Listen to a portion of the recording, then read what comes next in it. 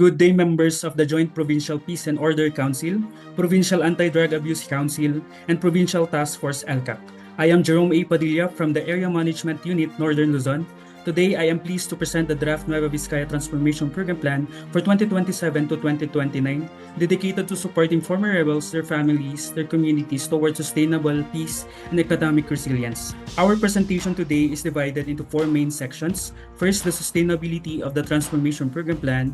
Second, an overview of the Peace and Development Center. Third, a summary of the Nueva Vizcaya Transformation Program Plan for 2027 to 2029. Fourth, our key ways forward. To understand where we are, let us examine the overall transformation program life cycle.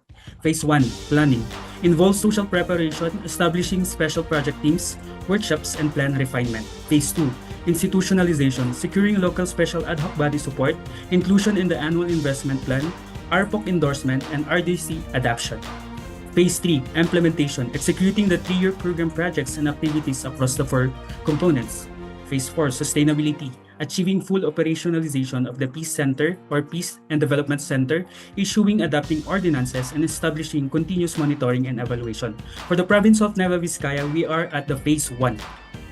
Zooming in on the institutionalization phase, once the TP plan is finalized, it is approved by the PPOC or the PTF ELCAC. Next, it is adopted into the Provincial Development Council and embedded into the annual investment plan.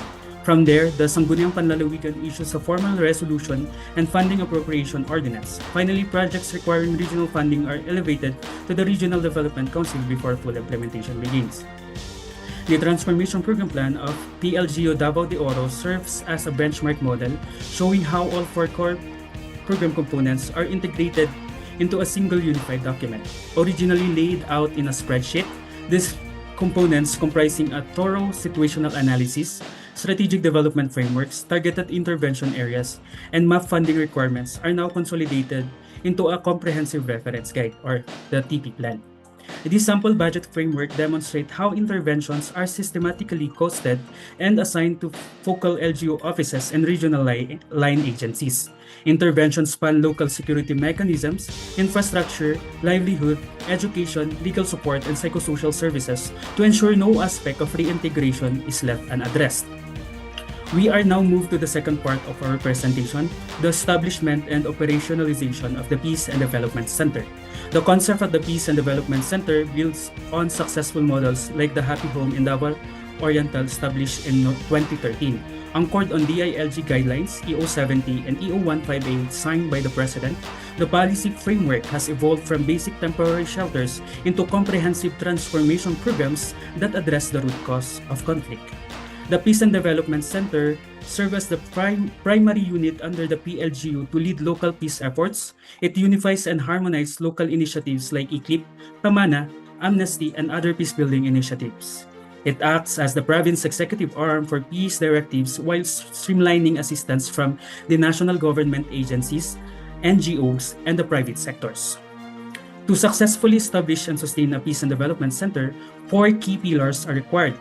First, policy, clear guidelines, ordinances, and IRRs.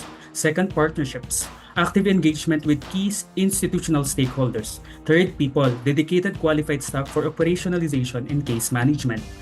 Fourth, PESO, identified funding sources to guarantee long-term operation. During the implementation phase, the PLGU will issue an executive order or ordinance establishing the center, assign leadership, and recruit operational staff. Key activities will include organizing peace symposiums for people's organizations, coordinating skills training with regional line agencies, and integrating conflict sensitivity and peace promotion into local governance. To qualify for national support and funding, the province must complete a document checklist consisting of a Memorandum of Agreement, project proposal, work and financial plan, bank certification, certification of acceptance of funds, and an official Sangguniang Panlalawigan resolution. These documents requirements will submitted to OPAPRU for the downloading of 6 million startup funds to establish the Peace and Development Center.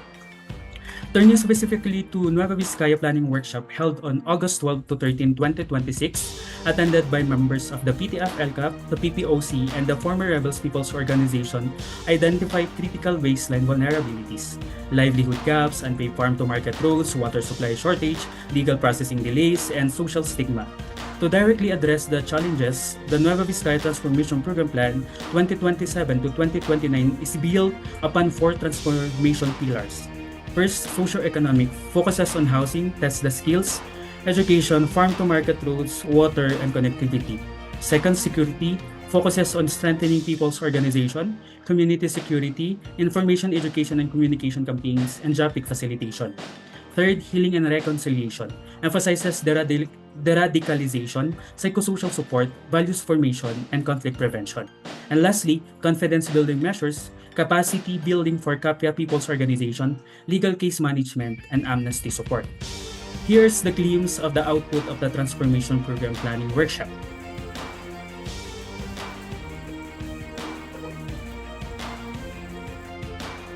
To maintain momentum, our immediate next steps are as follows. First, assist the provincial FRPO for application to accreditation as civil society organization and a member of the PTF, ELCAC, and PPOC as non-voting member. Second, review of the NVTPP by the PTF, ELCAC, and PPOC member agencies to ensure inclusion of their PPAs. Third, adoption of the Nueva Vizcaya Transformation Program Plan 2027 to 2029 by the PTF, ELCAC, and or the PPOC and or the Tri-Council.